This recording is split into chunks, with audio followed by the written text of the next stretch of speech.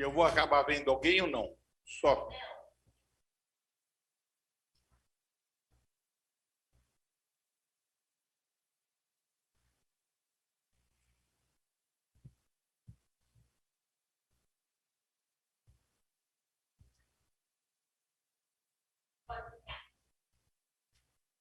Pessoal, bom dia.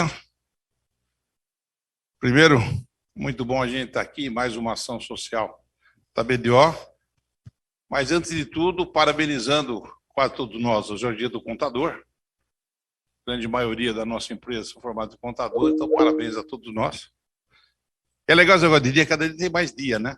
O dia do contador, dia do contabilista, tem dia disso, dia daquilo, vai se repetindo, né? Não é que nem santo, santo é um por dia, né? Acho que acabaram os 365. Mas o que a gente vai conversar hoje, gente?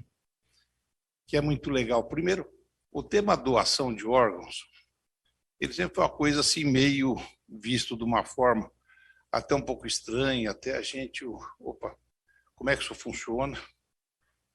A gente começou a ter um pouco de notoriedade quando começou o transplante de coração em 68. E eu lembro que quando eu estava no primeiro ano de faculdade, em 73, foi feita uma campanha grande de doação de órgãos, doação de córnea do Brasil. Então, eu tenho até hoje o cartãozinho, quando entrei na faculdade, de doação de córnea. Foi uma campanha grande que foi feita em 73. Que, de uma forma ou outra, é uma forma da gente estar um ajudando ao outro. Isso foi se desenvolvendo.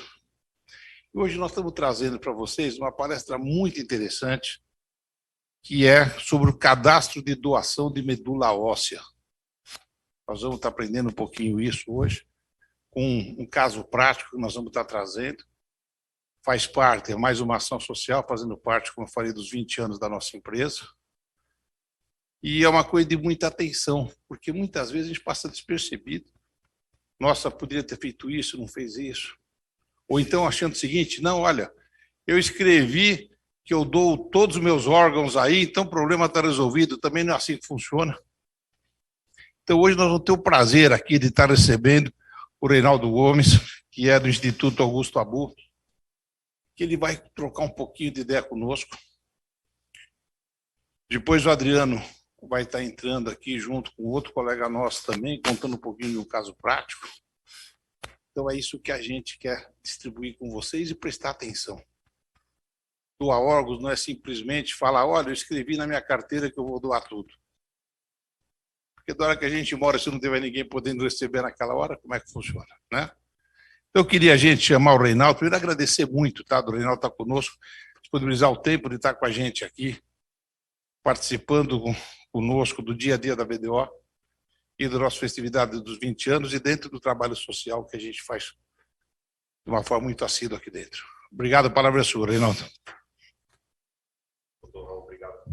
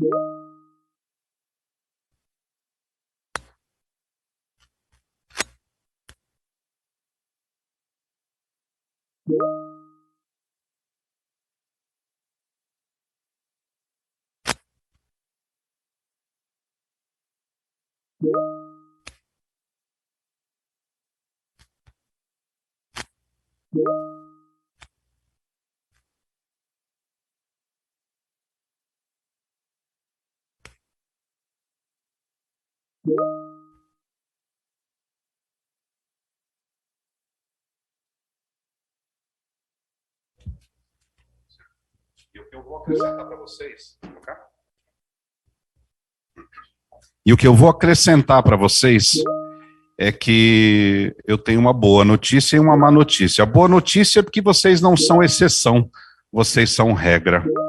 E a má notícia é que com isso dificulta cada vez mais de se encontrar doador compatível. Então hoje, mais do que nunca, eu tenho um motivo muito especial para estar aqui com vocês, que é desmistificar a doação de medula óssea. Então vou direto ao ponto, depois a gente vai fazer alguns comentários aqui, tá? Pode passar o primeiro slide, por favor?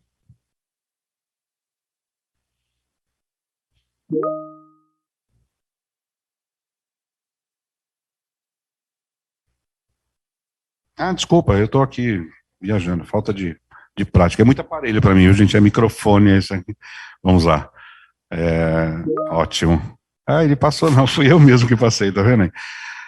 Isso é porque são 12 anos, tá? Você imagina se fosse um mês só, né?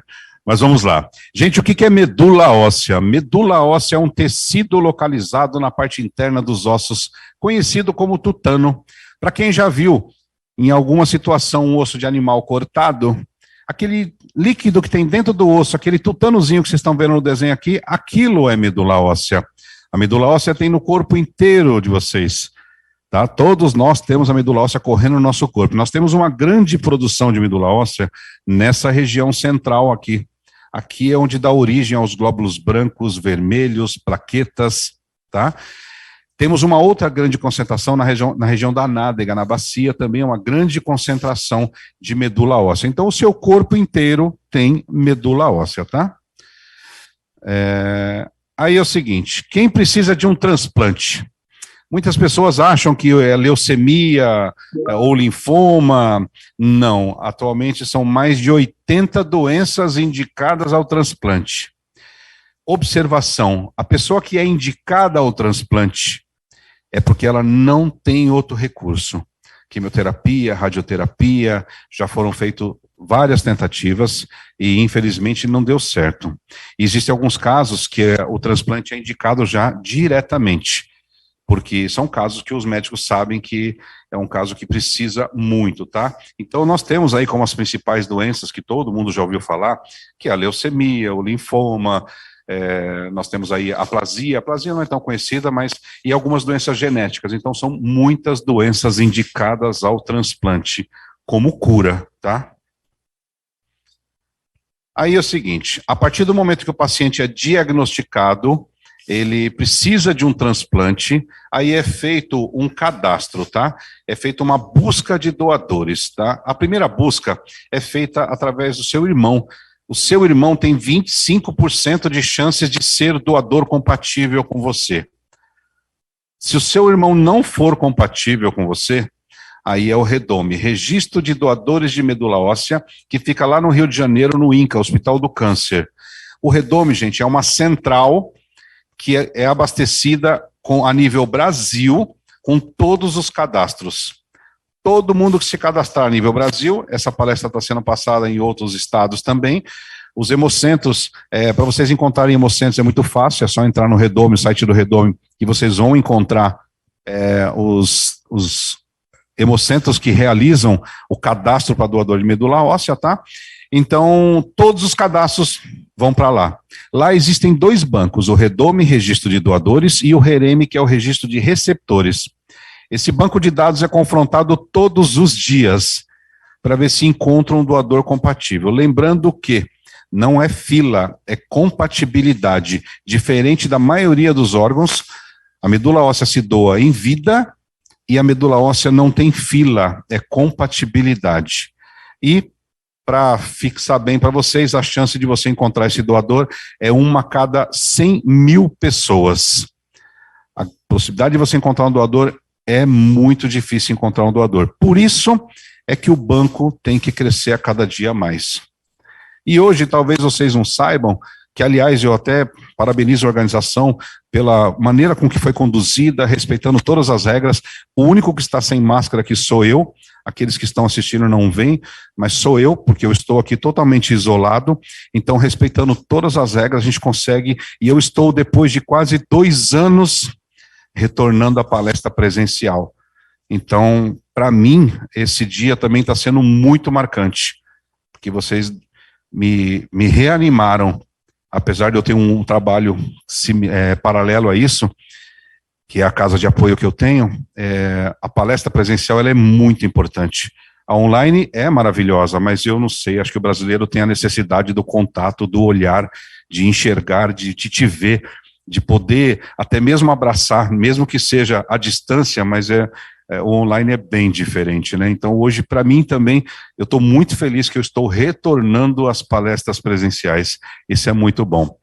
Continuando aqui, por que é uma a cada 100 mil pessoas? Qual é a dificuldade? Gente, primeira mistura de raças, vocês vão começar a se enxergar daqui a pouquinho. Vou dar um exemplo meu. Eu sou brasileiro e a minha esposa Sumara é brasileira. Eu sou filho de brasileiro e minha mãe é espanhola.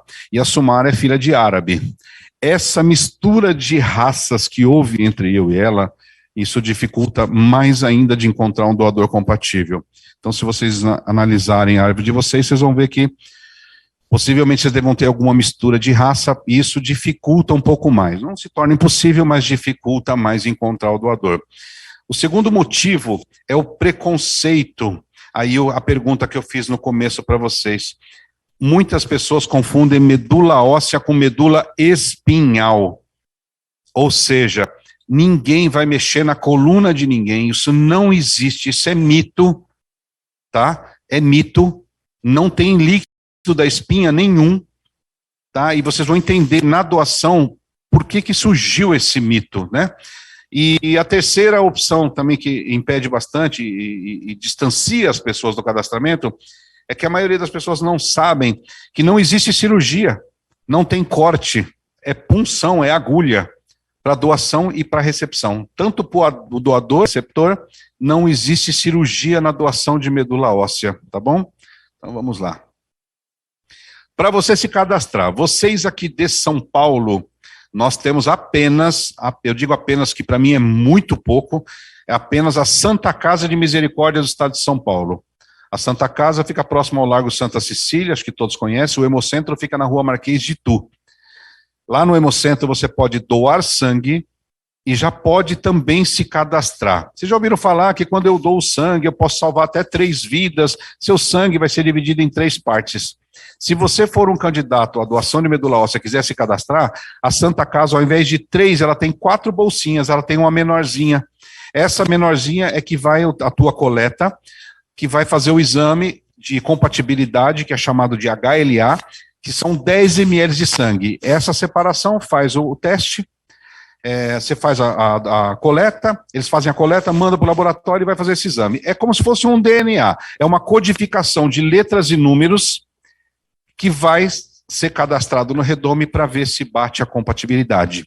Também já devem ter ouvido falar que às vezes não é com um doador 100%, mas é 90%, é 80%. Por quê? Essa é uma linguagem mais popular, tá? Lembrando de que eu não sou médico, eu só passei por essa situação, então a minha conversa com vocês ela é muito direta, é algo que nós possamos nos entender, não é técnico. Então o que acontece? Esse exame vai para o Redome, sai o resultado e aí é confrontado para ver se você é compatível. Então, aqui em São Paulo, só na Santa Casa. Como eu disse no começo, em outros estados, é só entrar no site do Redome e verificar. Lembrando que nenhum hospital faz. O transplante, gente, a maioria dos hospitais até faz. Mas o cadastro, não. Só a Santa Casa. E lá você pode, inclusive, se você, poxa, mas eu não posso doar sangue. Mas você pode se cadastrar no banco de medula óssea. Então você não precisa fazer a doação de sangue, faz apenas o cadastro na doação de medula óssea, tá bom? Então você vai estar de 18 a 35 anos de idade, tá aí mais um absurdo que eu sou obrigado a enfrentar agora. A idade era de 18 a 55, e por conta de uma portaria baixou para 35 anos de idade a data limite para cadastramento para doadores de medula óssea. Para quem já é cadastrado, não há problema, continua o cadastro até os 55, 60 anos. A única coisa que quem já é cadastrado tem que fazer atualização cadastral. Entrar no site, fazer uma atualizaçãozinha, porque se você não tiver com seu telefone em ordem, o seu endereço, aí o Redome não encontra você, tá? E provavelmente a pessoa vai a óbito se ela não fizer o transplante. Então, a idade 18 a 35, estar em bom estado de saúde, você vai levar um documento com foto, preenche uma ficha cadastral e faz essa coletazinha de 10 ml, tá? Então, tem pessoas que também dizem assim, Reinaldo, eu já doei medula óssea. Aí, quando eu vou verificar, ela não doou medula óssea, ela apenas se cadastrou no banco de medula óssea. Então, uma coisa é cadastro, outra coisa é doação, são coisas diferentes, tá? Se alguém quiser fazer alguma pergunta, mesmo durante a palestra, não tem problema, tá bom? Inclusive, também eu esqueci de falar no começo, as pessoas que estão nos assistindo, que quiserem fazer também perguntas, é para mandar para o e-mail do marketing que eles passam para mim aqui, tá bom, gente? Então, fiquem à vontade de perguntar. Se for alguma pergunta muito técnica ou alguma doença muito específica, não há problema algum. Pode mandar. O que eu não souber responder, eu vou mandar depois, elas vão encaminhar para mim e eu vou passar para quem de direito e vou ter a resposta concreta para vocês, tá bom? Não há problema algum, qualquer tipo de pergunta. Quem não pode doar medula óssea? Pessoas que já realizaram tratamento quimioterápico, pessoas que têm HIV ou que tiveram hepatite B ou C, ou então alguma doença autoimune.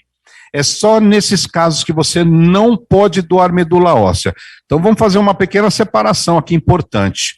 Reinaldo, eu tenho menos de 50 quilos. Medula óssea você pode doar, o que você não pode doar é sangue. Reinaldo, eu fiz uma tatuagem. Sangue, você tem que ter uma janela de 1 ano para poder doar. Medula óssea não há problema, você pode se cadastrar normalmente. Então, separar também a doação de sangue da doação de medula óssea é muito importante. Uma coisa não tem nada a ver com a outra, tá? Uma coisa interessante, menor de idade não pode doar sangue, a não ser com 16 anos com autorização dos pais. Abaixo disso não pode doar. E medula óssea? Ele pode doar? Alguém sabe? Medula óssea, o menor pode doar. Até um bebê pode doar medula óssea. Vocês vão lembrar, quer ver? Vocês nunca viram uma reportagem de alguma mamãe que ficou grávida para ver se o filho que nascesse era compatível com o irmão para salvar a vida do irmão? Aliás, passou esses dias, que foi o Dia Internacional do Doador de Medula Óssea. Parece que foi na Record, passou uma matéria onde 2 mamães ficaram grávidas para salvar os filhos. A diferença é que o menor não pode ser cadastrado no banco, mas para o irmão ele pode. Ele vai fazer o HLA, se ele for compatível, ele doa para o irmão, mas não entra o nome dele no banco. Só pode ser quando ele tiver acima de 18 anos é que ele pode entrar no banco. Então o menor também pode. Aí a gente já elimina a parte do peso também que eu falei para vocês, né? Então pode sim, tá? Vamos lá. Doação de medula óssea, bicho de 7 cabeças. 2 maneiras apenas de doar medula óssea. Apenas 2. Primeira delas, ali naquele desenho vocês estão vendo uma máquina chamada aférese, tá? A aférese é a mesma máquina para quem faz hemodiálise, para quem vai doar plaquetas, é a mesma máquina, tá? Essa máquina antigamente eram 2 agulhas, uma em cada braço, ela fazia filtragem. Atualmente a maioria das máquinas é uma agulha só.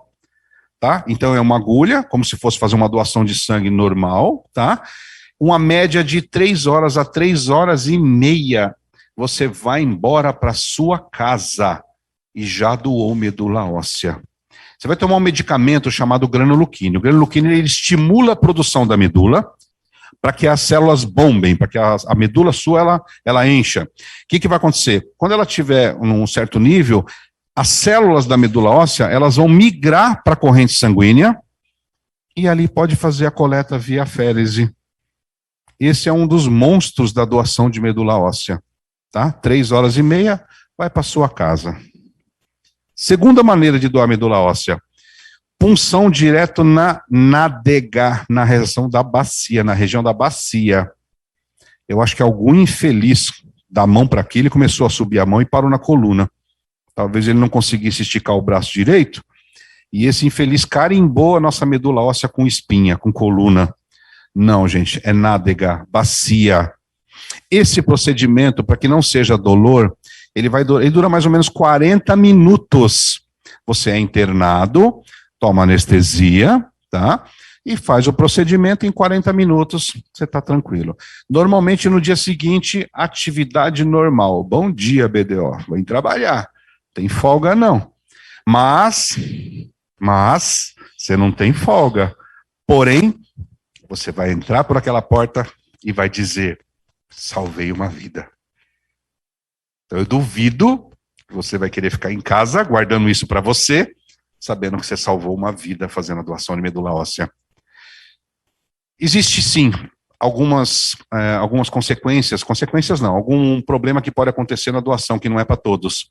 Você pode ter uma dor no corpo, como se fosse uma bezetacil, uma gripe forte. É isso que pode acontecer com você. Para isso, você toma um medicamento, é receituado pelo médico, lógico, né? Ele vai te dar um medicamento que é muito difícil de encontrar e é muito caro, mas eu, particularmente, me prontifico a levar na porta da sua casa.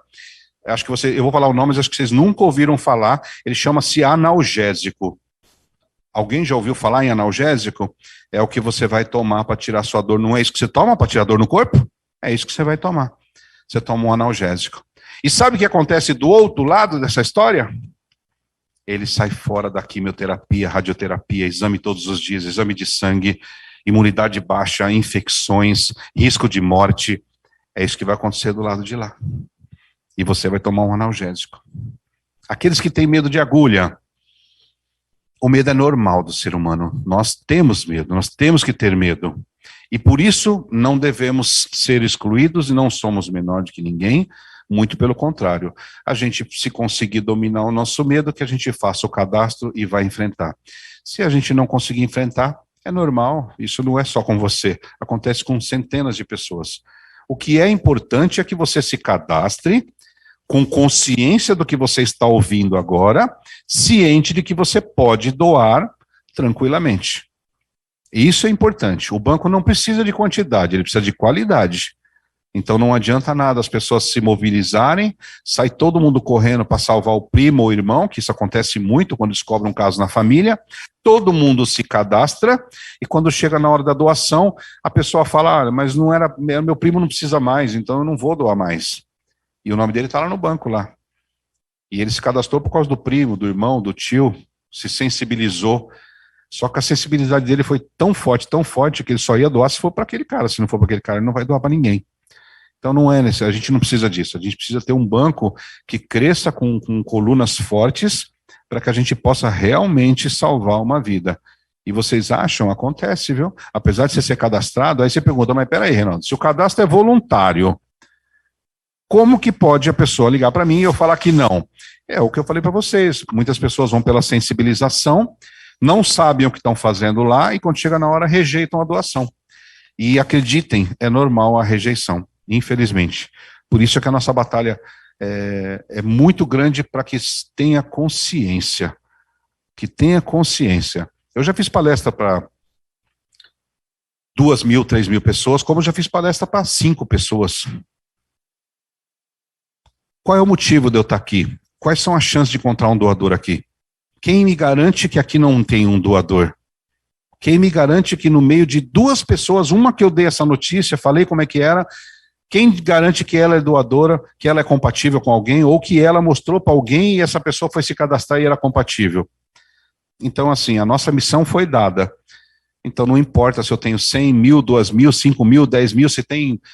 Não importa quantas pessoas estão nos assistindo, importa que os que estejam assistindo façam parte dessa corrente com consciência.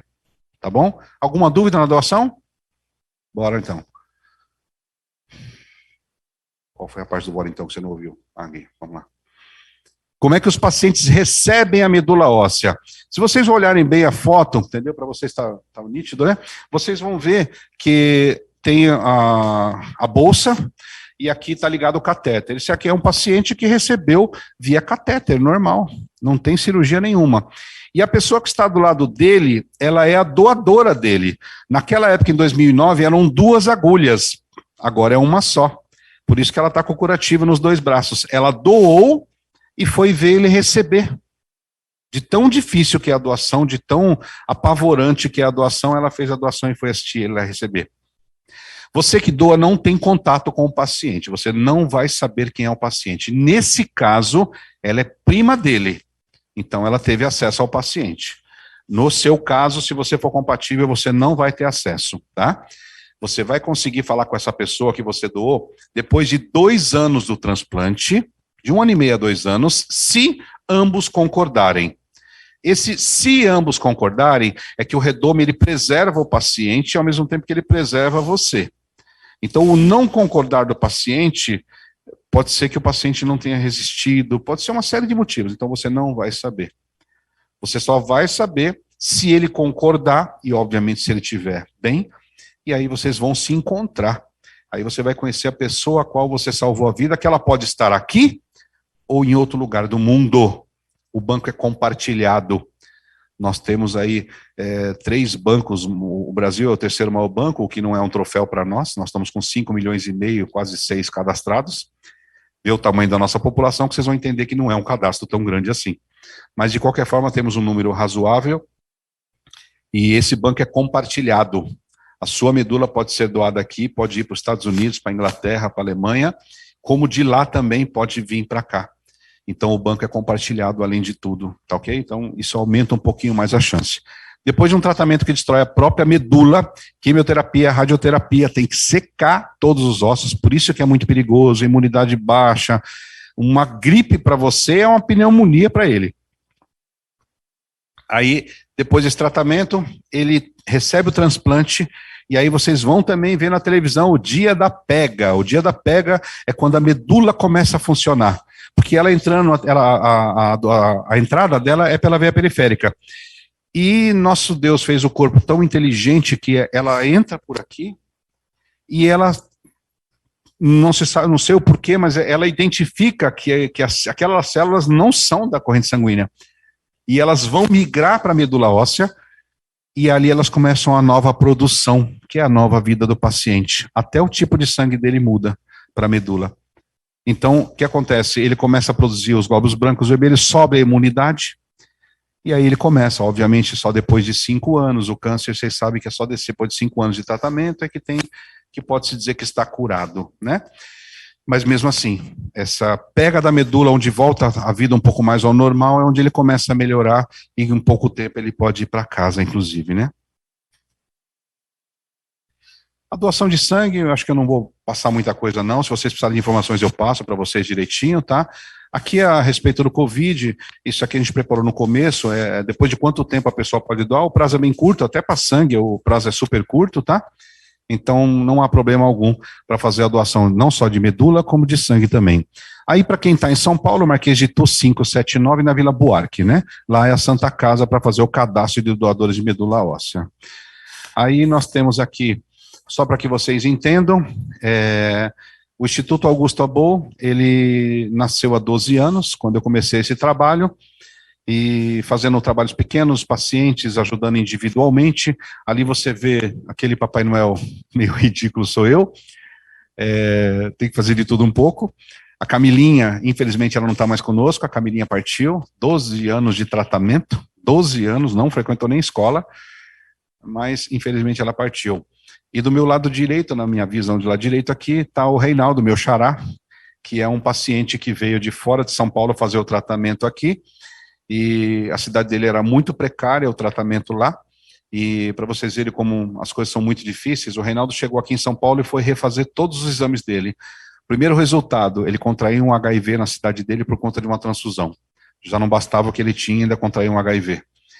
E segunda bomba também, o Reinaldo há 2 anos ele procurava um doador compatível, desde quando ele começou o tratamento. E quando ele chegou aqui, ele descobriu que o médico de lá não tinha cadastrado ele no banco. Então ele procurava em vão, né? O resultado, na véspera dele partir, eu fui lá ver ele. Então, assim, um menino fantástico, entendeu? Esse violão, inclusive, foi do meu filho. Eu comprei para mim e não toquei, guardei. Meu filho gostou, pegou, não tocou também, deixou guardado. Minha filha também amou, a Laurinha, minha filha, que está do lado ali, também gostou, queria tocar e também não tocou. E por final eu falei, peraí, já sei para onde vai esse violão. E ele tocou, ele adorava fazer música, tudo, ele fez tudo. Assim que ele perdeu a visão, já queria fazer o braille, enfim. Ele foi um lutador, um guerreiro, entendeu? A Evelyn, ela estava desenganada e ela está conosco até hoje. Essa foto tem mais ou menos uns 4 anos, mais ou menos, 3, 4 anos. E ela estava desenganada pelo SUS e um médico pegou o caso dela e ela está conosco até hoje. É uma das pacientes que a gente cuida no Instituto, né? E aqui, o próximo slide é uma realização de um sonho meu, que foi realizar o então. Do lado esquerdo, em cima, vocês vão ver, eu estou olhando de frente, para vocês esquerdo também. Nós temos a Susan, 32 anos, moradora de Tocantins. No meio, a Clarinha, com 12, 13 anos de idade, que foi salva pela Susan. E do lado direito, a mãe delas, né? E na foto abaixo tem eu a mais ali. É um evento que eu faço e eu levo uma surpresa para os convidados. Elas queriam se conhecer depois dos 2 anos, e aí eu combinei com a Susan para que ela, assim que ela recebesse o contato, a mamãe, assim que recebesse o contato da Susan, que a Susan passasse para mim. Quando eu liguei para a Susan, eu falei para ela, olha, esconde foto, tudo, porque eu vou te trazer para São Paulo para conhecer essa menina. Aí ela falou, tá ótimo. Aí ela se escondeu, respondia muito vagamente para a mamãe, né? E essa mamãe tem uma história que ela tem 3 filhos. O primeiro filho dela tinha uma doença rara e precisava de um transplante. Com 22 anos de idade ele partiu. Ele não conseguiu um doador. O do meio nasceu bem e o terceiro, que é a Clarinha, nasceu com a mesma síndrome. Imagina o pânico dessa mãe com a menina com o mesmo problema do irmão. Só que ela encontrou a Susan. E nesse dia eu chamei a mamãe no palco e falei, olha, a Susan não vai vir de Tocantins, o aeroporto de lá deu muito problema e talvez ela venha no final de semana. E estava a família da Clarinha toda esperando a Susan chegar. E mais 700 pessoas nesse jantar. E aí eu fiz um sorteio simulado, e a Clarinha sorteou um número, a Susan estava atrás da minha família escondida, e quando sorteou o número, a minha família começou a gritar, e aí eu no microfone eu perguntei, mas quem que ganhou? E ela dizia, foi eu. Eu falei, qual é o seu nome? E aí ela falou, meu nome é Susan. Eu falei, Susan, você veio de onde? Ela falou, eu vim lá de Tocantins para conhecer a Clarinha. E aí elas se encontraram, fizeram um final de semana maravilhoso juntas, e são amigas até hoje. Está aí a história de quem salvou uma vida. Foi muito importante. Aí é na casa da Evelyn, nós fazemos atendimento na casa do paciente, ela tem 2 filhos, 2 crianças lindas, né? Aí nós temos a Giovana, deixa eu passar aqui, a Giovana também, uma jovem também, né? E aí, daqui a pouco eu finalizo, mais uns minutinhos só. Em janeiro de 2009, o Guto foi, através de um exame de rotina, descobriu uma leucemia. E aí, imagina, né? O mundo virou de ponta cabeça porque era uma leucemia. E aí começamos uma grande batalha. 2 meses depois, foi indicado a transplante de medula óssea. Pior ainda, o que é um transplante de medula óssea? Chances 1 a cada 100 mil. A Laurinha, com 10 anos de idade, fez o teste de HLA e a Laurinha não era compatível com o Guto. E aí no banco, vamos fazer a pesquisa, descobrimos que era 1 a cada 100 mil pessoas e o Guto não tinha doador compatível no banco. E aí a luta continuou, até que, mesmo não sendo o ideal, porque a leucemia dele é uma das mais graves que tem, nós conseguimos uma compatibilidade de uma porcentagem menor com a minha sobrinha, que foi aquela que fez a doação para ele que vocês viram. A Dunia foi doadora dele, ele fez o transplante, correu tudo bem, 40 dias depois ele foi para casa, e depois ele teve apesar de a gente simplifica tudo, mas esse processo é meio complicado, tá? O transplante em si, apesar de parecer simples o transplante, mas para quem recebe é uma bomba relógio, isso pode dar uma série de problemas. E passou alguns baques, mas graças a Deus superou bem, foi para casa, e aí ele teve um problema com tosse, essas coisas assim. Retornamos ao hospital, que era cotidiano, né? Hospital todos os dias, exames e medicamentos. E aí ele foi internado, porque era um vírus, para fazer tratamento venal, não podia ser oral, né? E ele fez o tratamento no hospital. E a partir daí eu não tenho noção, não sei quantos dias foram, se foi semana ou meses, essa parte eu me perdi no tempo. Nós ficamos 24 horas por dia com ele ficou no AC Camargo, acho que todos aqui conhecem. E nós conseguimos autorização até para ficar na UTI, não me perguntem como, mas conseguimos, ficamos do lado dele. E numa segunda-feira, 2 horas da manhã, eu vi meu filho suspirar pela última vez. Ele partiu. Quando ele Ele deu o último suspiro, eu estava do lado dele. Eu estava ali. Eu sei que é um pouco triste, mas acreditem, eu tenho muito orgulho disso. Porque mesmo antes da doença, ou durante a doença, eu fiquei com meu filho 24 horas por dia. Eu não perdi a chance nenhuma, e que isso sirva de lição para vocês. Não percam a chance de estar com quem vocês amam. Não priorizem coisas que não têm prioridade. Não existe nada mais importante na nossa vida do que a nossa família. E se existe um sentimento que eu tenho hoje de muita firmeza e um sentimento forte, é que eu fiz tudo o que eu tinha que fazer enquanto ele estava aqui. É isso que eu precisava ter feito. Então, estar ao lado dele foi muito difícil, é óbvio, ainda é difícil, são 12 anos e eu nunca fiz uma palestra que eu não me emocionasse, porque eu lembro de tudo isso. Isso não me faz mal, tá, gente? Porque eu tenho saudades, eu não sou um cara infeliz, eu tenho uma felicidade muito grande, eu tenho mais de 30 anos com a Sumara, a Laurinha está com 22 anos, fazendo psicologia, uma menina maravilhosa, abençoada, mas eu tenho saudade, e a saudade é um negócio complicado de você lidar, entendeu? Mas enfim, e aí quando ele partiu, a vida virou de ponta cabeça, né? Perdi meu companheiro, meu amigo, e aí comecei a fazer alguns trabalhos espontâneos, comecei a palestrar de uma forma sutil, e atendendo o paciente, fazendo eventos para casas de apoio, e a coisa foi crescendo, crescendo, e com 10 anos de voluntariado, eu fundei o Instituto Augusto Abou. O nome foi escolhido pelos amigos dele, é muito tradicional que nesses casos como o meu, as pessoas coloquem o nome da pessoa. Eu nem pensei, eu queria, mas eu deixei os meninos escolherem e eles falaram, não dá para ser outro nome. Hoje nós atendemos cerca de 50 famílias, todas elas recebem cesta básica na sua casa. A nossa casa de apoio é uma casa de apoio sem hospedagem, tá? Casa de apoio recebem pacientes que vêm de fora de São Paulo para fazer o tratamento e não tem onde ficar.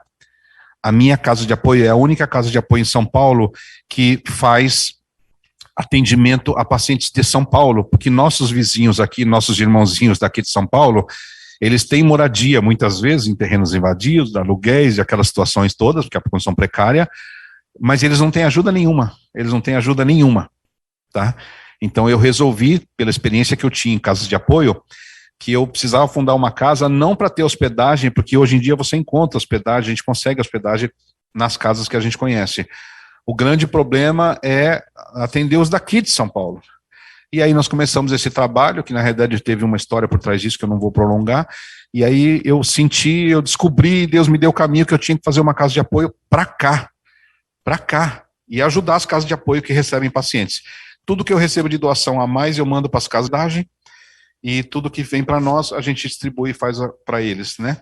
Então, por exemplo, nossos pacientes, eu tenho Suzano, Carapicuíba, Osasco, Zona Sul, Zona Leste, os meus voluntários, meus grandes amigos, eles passam lá do dia 1º ao dia 10, pegam a cesta e entregam na porta da casa do paciente, por tempo indeterminado.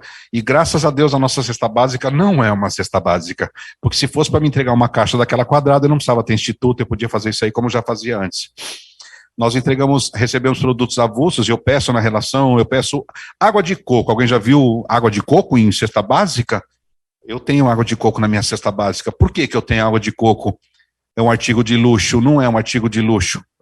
O meu filho, durante o tratamento, um dia eu estava muito chateado porque ele não comia nada. E eu tive o privilégio de entrar dentro do mercado e pegar 3 produtos de cada sabor, chocolate, baunilha e morango, bolacha, iogurte e tudo. Quando eu entrei no quarto, a Sumara olhou para mim, ele olhou para mim e ele falou, pai, que é isso? Nós temos convênio, graças a Deus, e o convênio dava tudo. Eu falei para ele assim, se você comer uma bolacha, eu já estou feliz. Você não come nada. E ele, acho que para me contentar, comeu a bolacha. E eu podia fazer isso. A água de coco, tem pacientes que fazem quimioterapia que não conseguem nem olhar para a água. A água normal, ele olha e embrulha o estômago dele. E a água de coco, por ser diferente, as crianças aceitam um pouco mais. Então é reposição de sais minerais, entendeu? Você quer ver um produto que, eu não vou dizer que não presta, mas não é bom, tem muito sódio e vai na minha cesta? Miojo. Miojo vai na minha cesta. Mas por que você manda miojo? Porque se ele não está comendo nada, se ele comer o miojo já é alguma coisa. Então eu preciso variar a cesta deles para que a mamãe possa falar, olha, você quer isso, você quer aquilo, isso desce, isso vai. Então a gente precisa fazer isso aí. Então nós atendemos a família como ela precisa, e não simplesmente entregar uma caixa na casa dela e virar as costas. Eu deixei essa foto só por causa mas não por causa da campanha. A campanha é muito livre para qualquer pessoa que queira ajudar, isso é o de menos. Dia das Crianças, agora nós vamos fazer, temos 2 campanhas, a campanha uma que é cada criança, cada voluntário no meu pegou uma sacola, que vai o nome de uma criança e os dados dela e vai comprar um presentinho para cada uma. Só que eu me sensibilizei também, que eu tive uma reunião no Hospital Itaci, que é o hospital que eu trabalho mais, Instituto de Tratamento Câncer Infanto-Juvenil, é das clínicas, é oncológico e hematológico, é o hospital que eu mais trabalho. E eu tive lá e eles me disseram que eles têm 240 crianças internadas, elas não vão poder sair. E aí eu falei, um brinquedinho eu consigo fácil. E aí eu descobri que material escolar para eles é muito importante, pintura, guache, essas coisas assim, né? E aí eu falei, poxa, eu vou fazer um kit também com isso aí, vou fazer 240 sacolas. E começamos a campanha. Aí eu liguei para a Vitória, que é a mãe do Heitor, que é paciente nosso. Falei, Vitória, manda uma foto do Heitor, deixa ele ser meu garoto propaganda. Ela falou, tio, eu deixo, já vou mandar já. Sem saber qual era a campanha de material, as fotos que ela mandou do Heitor é exatamente essas daí. O Heitor estava pintando no hospital, que a primeira coisa que ele faz quando chega no hospital é pedir a pintura dele. E ela não sabia que a campanha era essa. Mas tem coisa que Deus providencia para nós, né? E aí eu falei, garoto propaganda está falando da pintura que a gente trabalha, né? Então lá a gente trabalha com mais de 50 famílias, mais algumas coisas intermediárias. Temos um bazar, um dia que vocês querem conhecer, estou na Zona Norte, ali na Vila Nova Cachoeirinha. Depois o pessoal passa o endereço para vocês quiserem visitar. O bazar é muito gostoso, o bazar tem de tudo que vocês imaginam. O pessoal acha que a gente recebe tudo e acaba recebendo mesmo. Então, assim, roupas, o bazar chique, nós temos um bazar chique, é muito legal. Quem toma conta é a Sumara, minha grande esposa. Vocês vão ver que é um negócio muito bem organizado. Então, a gente aceita todo tipo de doação, tá? Mas, assim, vamos voltar ao nosso assunto aqui.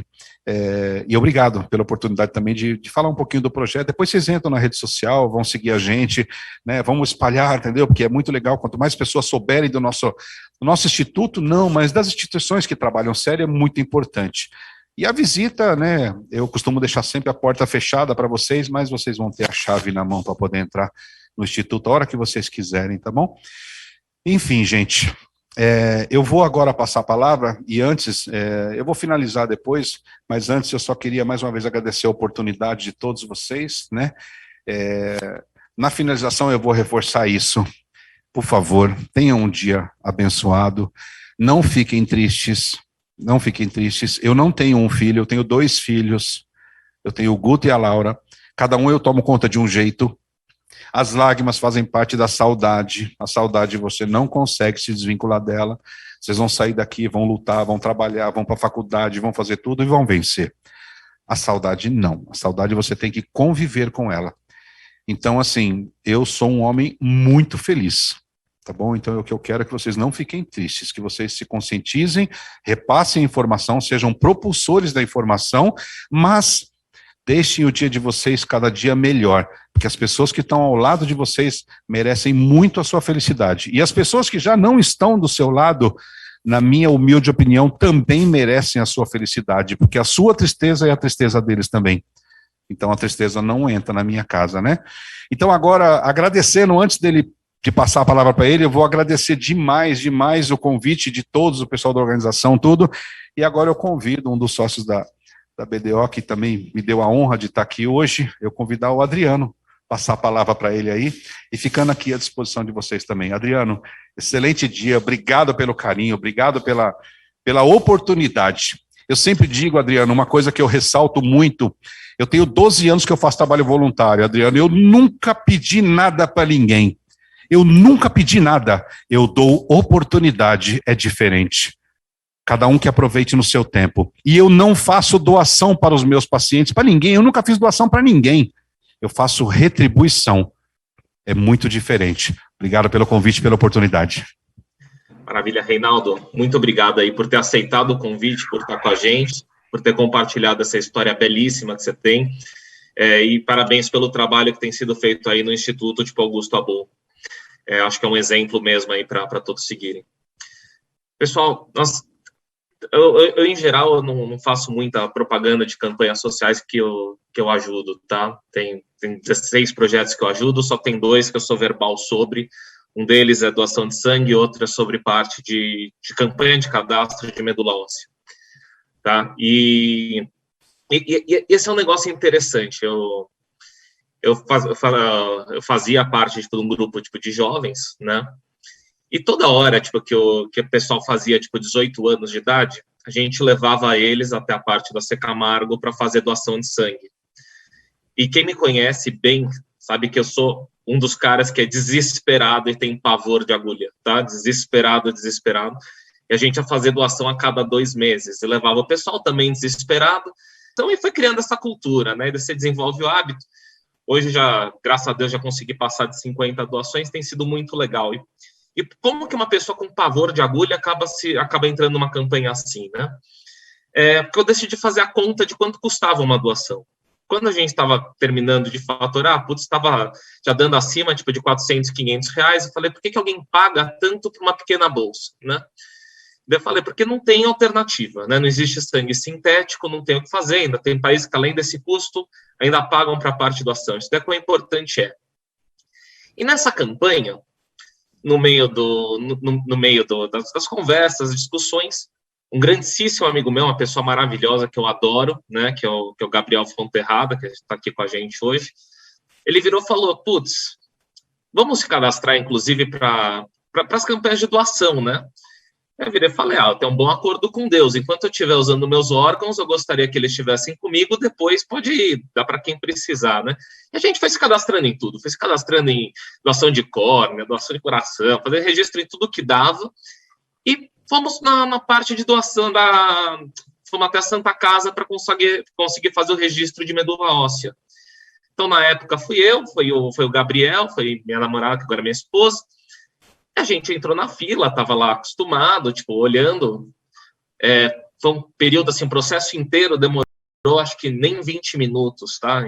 E quem está acostumado a doar a parte de bolsa de sangue, nos tiraram 2 ampolinhas para a parte de doação, tipo, de cadastro de medula. Foi super rápido, super tranquilo, não vou entrar em detalhe, porque o Reinaldo já contou bem dessa história. E foi interessante, porque a gente, dentro da cultura BDO, quem está com a gente há um tempo, conhece uma história que vira e mexe, a gente fala da mensagem a Garcia, né, que tinha um general de guerra que virou e falou, tipo, olha, a gente conseguiu aqui a informação, você precisa levar tal mensagem a Garcia, e o Garcia recebeu a mensagem e ganhou a guerra, né? E todo mundo pergunta quem é o herói dessa história. A gente fala, tipo, muitas vezes que quem foi o herói foi o mensageiro, que não ficou perguntando, poxa, mas quem que é o Garcia? Mas como que eu chego no Garcia? Esse cadastro, se eu não me engano, ele foi feito faz bastante tempo.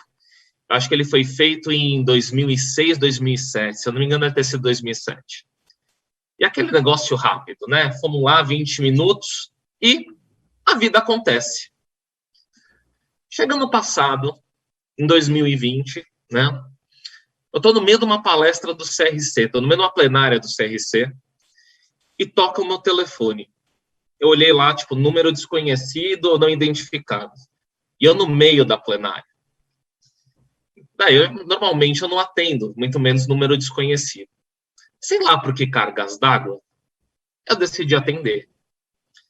Eu fui atender a ligação. Virei e falei, tipo, poxa, oi, tudo bem? Eles, por gentileza, está falando com o Adriano? Eu falei, tá assim, quem gostaria? Eles falaram, não, é do Redome. Eu sei lá quem que era Redome, né? E até mesmo porque eu acho que quando eu fiz o cadastro tinha outro nome, sei lá o que era, mas eu lembrava de ter feito cadastro na Santa Casa, né? Eles falaram, não, Redome é tipo a parte do instituto, que organiza toda a parte do banco de cadastro de medula óssea. Eu virei e falei, pois não, né? Lembrei, eu sou cadastrado. Deles, por acaso você conhece um tal de Gabriel? Eu virei e falei, por acaso, conhece, ainda mantém contato com ele? Falei, mantém. Eles falaram, ótimo. A gente talvez tenha uma oportunidade aqui de uma doação. A gente acredita que achou uma pessoa compatível com o Gabriel. E a gente já tentou ligar para o telefone dele, o telefone mudou, já tentamos falar com os contatos que ele deixou aqui do pai, já tentamos falar com o cadastro de mãe, de irmão, de todo mundo. E daí nós começamos a ligar para todo mundo que tinha feito doação num período similar ao dele. Então começamos a ligar para todo mundo que tinha feito doação no dia. E eu lembrei da mensagem a Garcia no mesmo momento, porque eu fico pensando o que foi essa atendente de call center ligando a cada pessoa para tentar entrar em contato, né? Que na minha opinião, é uma das grandes heroínas dessa história, né? Tipo, eu fui veículo, graças a Deus conseguiram falar comigo. Eu lembro que eles passaram a ligação, passaram o contato, falaram, pede para retornar. Eu busquei na internet para ver se não era golpe, né? Porque hoje em dia a gente tem tanta coisa estranha. E liguei pro Gabriel, falei, tipo, mano, por gentileza, liga nesse número, eu vi, ele é sério, tipo, né? E graças a Deus nós conseguimos estabelecer esse contato. Estamos falando aí de um cadastro de 5 milhões de pessoas, né? Se pensar que a compatibilidade é 1 para 100, vai 1 para 100 mil, estamos falando de 50 pessoas que potencialmente conseguem ser compatíveis, depois tem que ver quem que tem a oportunidade de estar na disposição, tipo, depois de ajudar e aceitar e ter certeza que é compatível mesmo, né? Então, eu fico vendo aí, depois de 13 anos, para vocês entenderem a importância que é esse negócio, depois de 13 anos cadastrado, nós conseguimos uma ligação, nós fomos em 3, tivemos uma ligação, para entender quão raro é isso.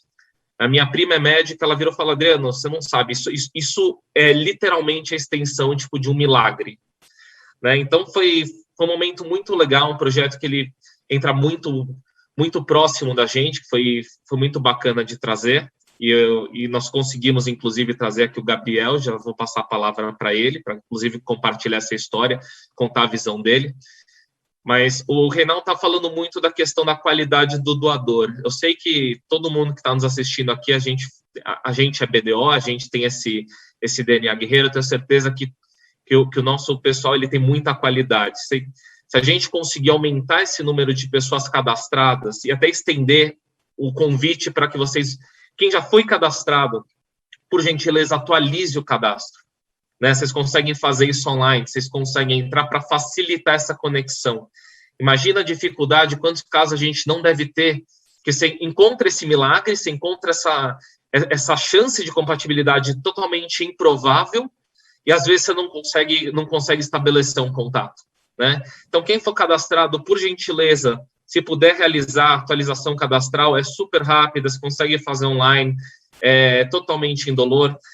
Quem não for e tiver em idade e condições de saúde, é muito perto do escritório, a gente ajuda a coordenar tipo, esse movimento, que se a gente puder aumentar o número de pessoas cadastradas, aumenta muito essa chance de conseguir salvar vidas. Os bancos são integrados porque é raro mesmo, nós temos essa beleza no Brasil, dessa diversidade cultural, essa diversidade racial, e que ela também traz esses desafios juntos da gente. Então, vamos também ajudar um pouquinho aí, né, a ajudar o próximo, ajudar Deus a nos ajudar também, né, e facilitar fazer essa ponte. Então, estou com grandíssimo prazer aqui de estar recebendo um grande amigo, irmão, uma das pessoas que eu mais admiro, que é o Gabriel Fonterrada. E Gabriel, a palavra é sua. Obrigado por estar aqui com a gente, obrigado por estar conseguindo compartilhar essa experiência, que de verdade eu acho que é inspiracional para muita gente. Obrigado por estar aqui com a gente. Bom dia a todos. Bem, eu que agradeço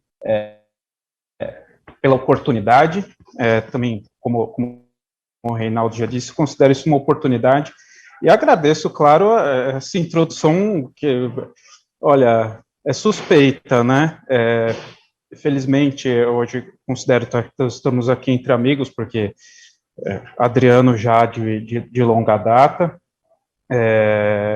o Reinaldo, particularmente, eu conheci pessoalmente o Guto, né? Realmente uma pessoa vibrante, uma pessoa extraordinária. E eu vim aqui para compartilhar um pouquinho da minha história, né? Na realidade, o Adriano já contou mais ou menos como foi o cadastro, mas eu preciso fazer uma introdução para vocês, de onde que veio essa ideia, sim. Na verdade, quando eu tinha aproximadamente 13, 14 anos, o meu pai, ele, diabético desde a adolescência dele, necessitava de um transplante renal. E as possibilidades dele encontrar esse doador eram mínimas. Então, um colega de classe, de escola mesmo, que estudava comigo na altura, na ocasião, ele comentou com a mãe dele, né? A mãe dele encontrando a minha, pois residíamos todos no mesmo bairro, falou, olha, eu fiquei sabendo, o Carlos está precisando, Carlos, meu pai, né? Está precisando da doação, não sei o quê. Qual é o tipo sanguíneo dele? Ah, o dele é O. Então eu vou doar para ele.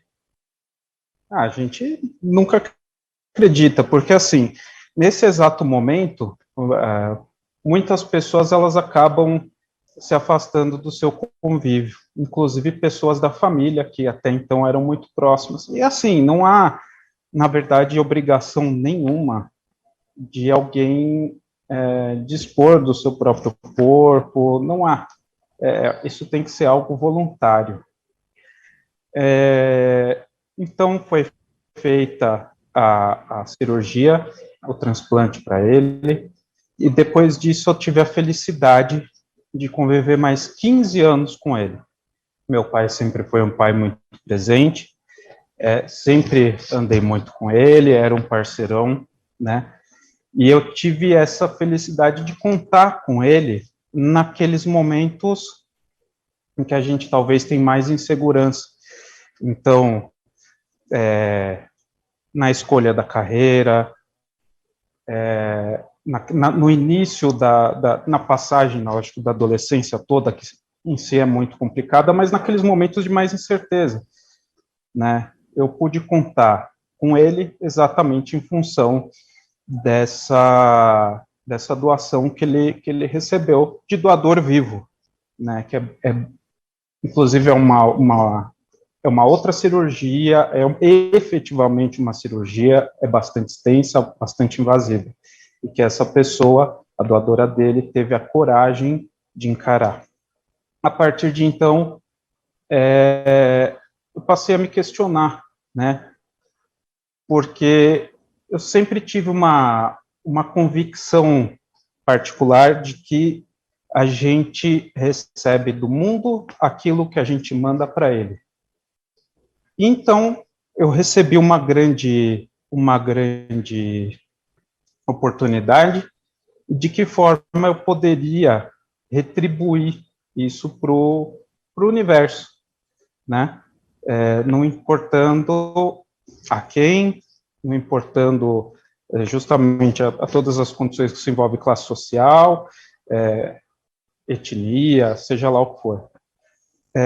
Dentro de todas essas possibilidades, uma delas era me alistar para ser um doador de medula óssea quando aparecesse essa oportunidade. Olha, o Adriano falou que a gente fez esse alistamento por volta de 2007. Eu acredito que seja por aí mesmo. Eu lembro que foi ali bem por volta dos nossos 20 anos de idade ali, né? E justamente uma série de complicações que até então o sistema não era todo informatizado, ou se era, não era disponível na rede mundial de computadores, porque isso é algo relativamente recente. E, lógico, não vou deixar de fazer a meia-culpa aqui, esse cadastro acabou não sendo atualizado. Felizmente, o Adriano não trocou de número de celular nesse meio período.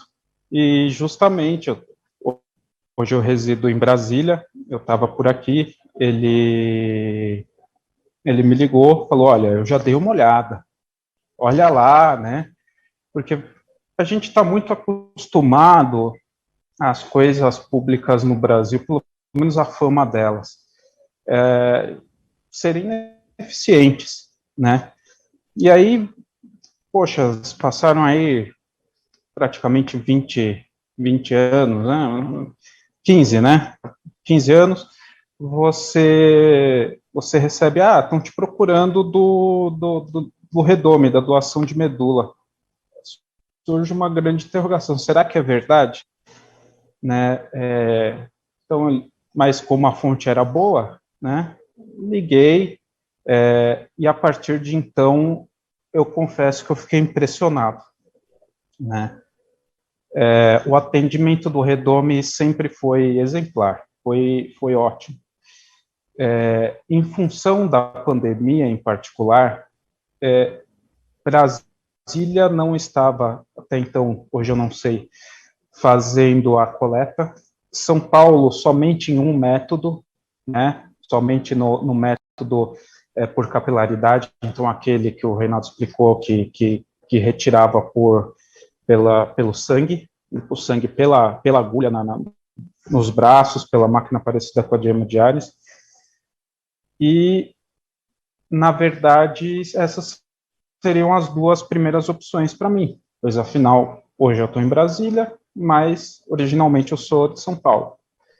Falei, não, olha, o senhor se incomoda, a gente providencia outro lugar. Né? Falei, não tem problema nenhum.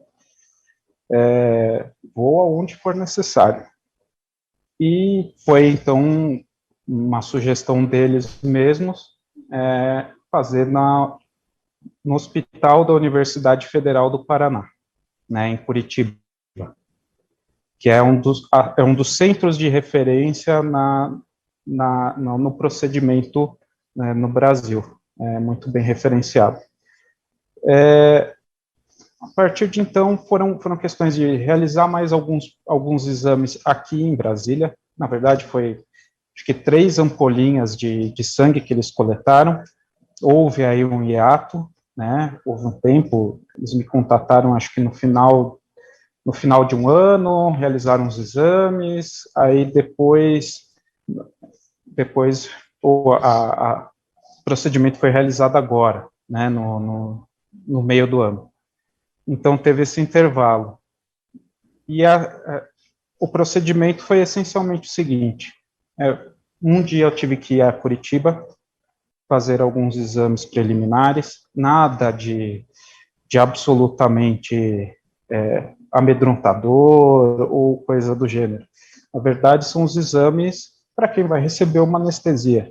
Né? Então, foi feito eletrocardiograma, alguns exames de sangue, entrevista com anestesista, nada de outro mundo, né? Após esse dia, eu retornei a Brasília, continuei trabalhando normalmente, e então, uma data agendada, que agora eu não me recordo, sou péssimo com datas, mas faz agora, acho que quase 2 meses, nós agendamos, eu fui, na atual situação, com 2 dias de antecedência, somente para fazer o exame de COVID, e na véspera do procedimento, eu fui internado, passei a noite lá, no dia seguinte pela manhã, super tranquilo, descemos, fez todo o pré-operatório, anestesia, olha, um procedimento muito tranquilo, não há que se ter qualquer espécie de receio, né? E após a cirurgia, procedimento, na realidade, sendo muito franco, e é claro que a escala de dor, ela é sensível, ela varia de uma pessoa para outra, mas o que eu posso dizer é que todo o incômodo proveniente desse procedimento foi uma dor lombar, como se fosse uma dor muscular leve, que persistiu por 3, 4 dias. Então, esse foi todo o incômodo que eu senti após o procedimento. E a exceção do dia seguinte, que houve um período de observação, né, ao procedimento, eu não tomei qualquer espécie de analgésico. Ou seja, efetivamente, o efeito pós-cirurgia foi esse. parecido com uma dor muscular na região da lombar, mas algo totalmente tolerável, né, inclusive sem analgesia. Particularmente, das fases de entrevista, o que me chocou muito foi exatamente o que foi reforçado diversas vezes na palestra do Reinaldo. Ela falou, olha, existe uma série de termos a serem assinados. Na ocasião, houve um que a médica que estava fazendo uma entrevista esqueceu de pedir para eu assinar. Falei, olha, não tem problema, no dia que eu chegar no hospital, eu assino, que é um termo de autorização de criogenia. Por quê? Em primeiro lugar, realmente você não sabe para quem você está doando, onde essa pessoa está, então eles precisam de uma forma de preservar esse material até poder realizar a doação, né, até a pessoa receber. E outro motivo é que, e isso foi o que ela me explicou, antes exatamente de ser realizado esse procedimento no receptor, é preciso realizar uma sessão, não me lembro agora se de rádio ou de quimioterapia, justamente para, se tiver algum vestígio desse sistema imunológico ou dessas células no corpo da pessoa, zerar para entrar o seu e o seu começar a agir, né?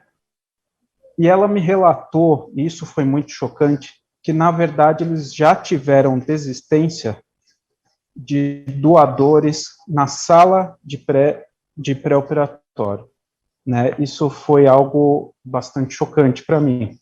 Então, a pessoa, ela se comprometeu lá atrás, se alistou, fez todos os exames, todos sabem,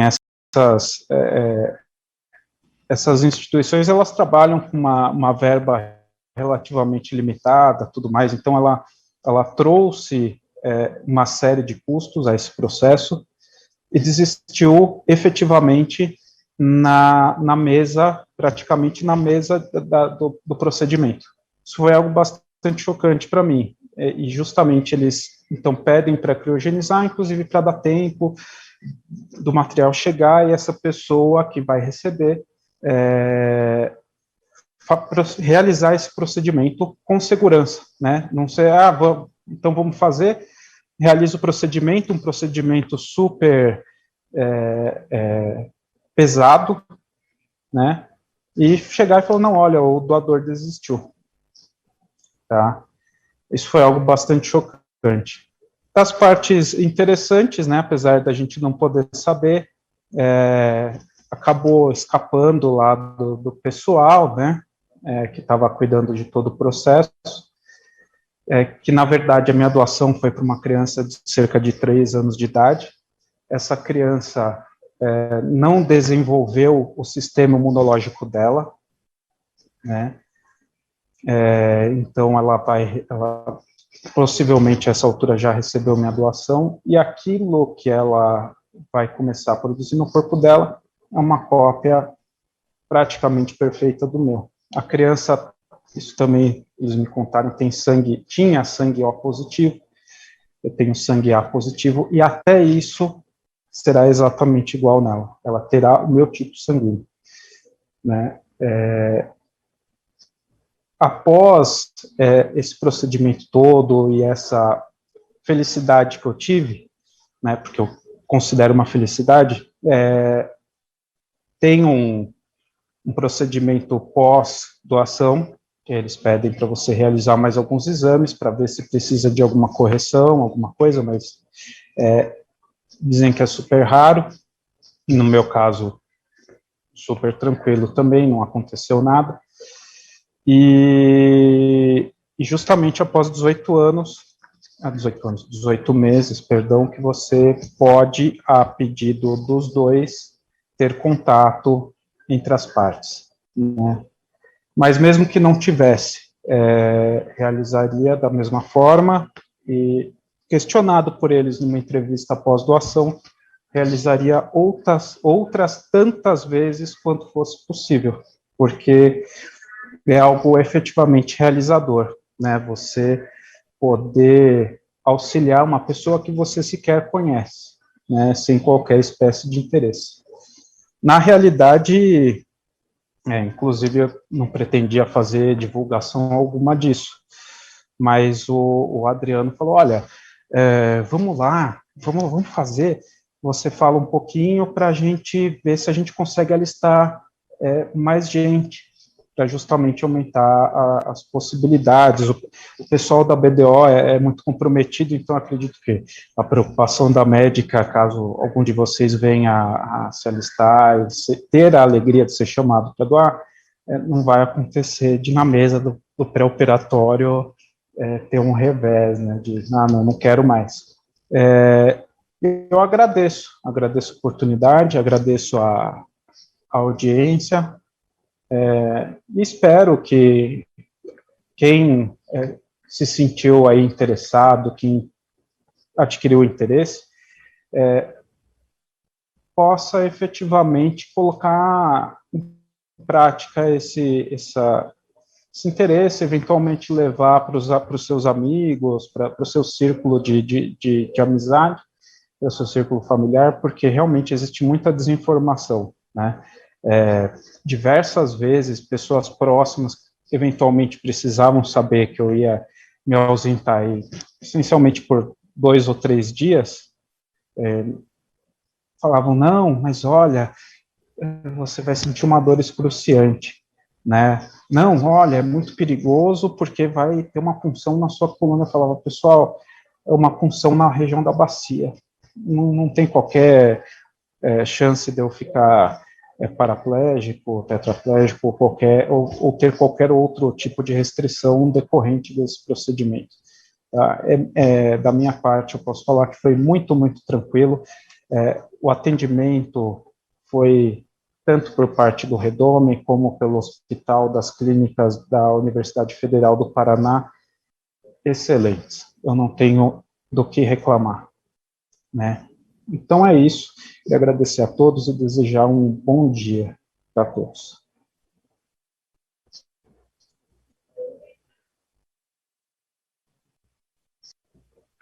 Muito obrigado, Gabriel. De verdade, assim, obrigado e parabéns aí pela parte da história, por ser uma inspiração para todos nós, assim, de verdade, puta admiração que a gente tem de você. Obrigado aí por estar com a gente. Reinaldo, acho que você que está cuidando do encerramento, né? Então, devolvo a palavra aí para você.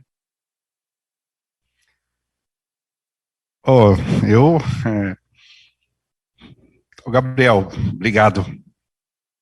Obrigado mesmo. Foi e é extremamente importante o seu depoimento. Talvez eu precise dele futuramente, para você gravar alguma coisa para a gente fazer a publicação nas redes sociais do Instituto.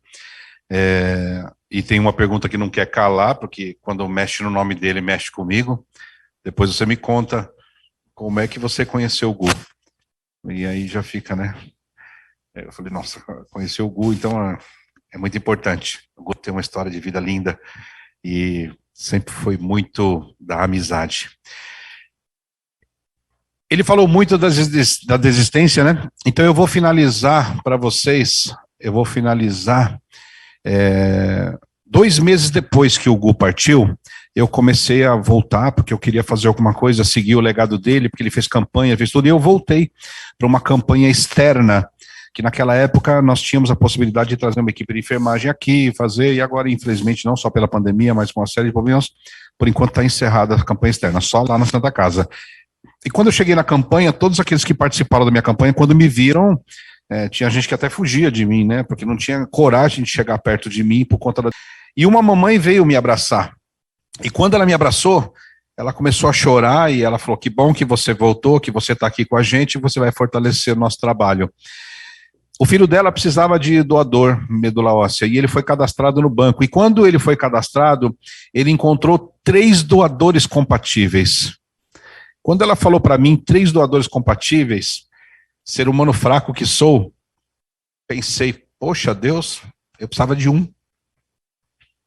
Mas em questão de segundos, pedi perdão a Deus por ter pensado daquela forma, afinal eu sou um ser humano como outro qualquer, tenho minhas fraquezas e eu estava com uma dor muito forte, pedi perdão a Deus, só que ela continuou a história dela. Dos 3 doadores que foram compatíveis, os 3 negaram a doação, eles negaram. E quando ela falou negaram, né, ainda bem que eu já tinha pedido perdão a Deus, porque foi um pensamento tão mesquinho que eu tive na hora, mas era em meu nome, em nome do meu filho, em nome do amor, não em nome dele. E aí ela continuou a história dela, que esse jovem, ele conseguiu um 4º doador compatível, porém, devido ao tempo que demorou até achar o 4º, ele não resistiu, ele partiu, né, com 24 anos de idade. E aí foi mais uma das lições que eu tive, logo de início, a respeito do que o Gabriel falou, da importância de não desistir, entendeu? Então, é muito sério mesmo, tá? Eu tenho centenas de casos, o Heitorzinho que vocês viram na foto do Dia das Crianças, que a gente usou ele como nosso garotinho propaganda, o doador do Heitor foi o pai dele. Hoje em dia existe um transplante chamado haploidêntico, que é do pai ou da mãe para o filho, que é 50% compatível. Quando não se encontra doador, a medicina evoluiu muito, então hoje em dia faz esse tipo de transplante e tem dado ótimos resultados. E o Heitor está muito bem. Então são centenas de casos que dão extremamente certo. Um ótimo dia para vocês, que Deus abençoe. De novo, mais uma vez, obrigado pela oportunidade de estar aqui com vocês. Para mim foi uma honra estar aqui, voltando ao meu trabalho presencial e colocando vocês à disposição não só para o Instituto. Eu costumo dizer que o Instituto é uma batalha muito grande, é óbvio, como todos nós batalhamos para tudo, mas entendam o que é voluntário, entendam o que é doação. Doação não é dinheiro, doação é uma oração, é um abraço, é uma participação, é estar junto. Não se foque em ajudar uma instituição como, só dinheiro. É claro que o dinheiro, a gente batalha todo mês. Eu não posso fazer eventos, meu forte é eventos. Eu tinha buffet antes do Instituto, eu fechei tudo para me dedicar ao Instituto. Antes da pandemia, que foi Deus que fez esse caminho para mim, senão eu estaria totalmente quebrado, né? Mas é assim, a gente batalha muito, a parte financeira é extremamente importante, tem mês que falta alguma coisa, o Instituto tem que comprar, transporte, Uber, por conta da pandemia, eles não podem ir numa unidade baixa, então às vezes eu mando meia-noite, 1h para socorrer uma criança, eu mando um Uber, então assim, o financeiro é muito importante sim, mas não se foque no financeiro, se foque em estar presente, nem que seja uma ligação, um abraço, uma oração, né? A gente sabe o poder de uma oração, não existe dinheiro no mundo que pague o valor de uma oração. Então, sintam-se abraçados e obrigado mais uma vez. Adriano, foi um prazer te conhecer. Gabriel, sem comentários, só tenho a intimar você pegar meu celular com as meninas e entrar em contato comigo, tá bom? Beijo no coração, gente. Obrigado por tudo, viu?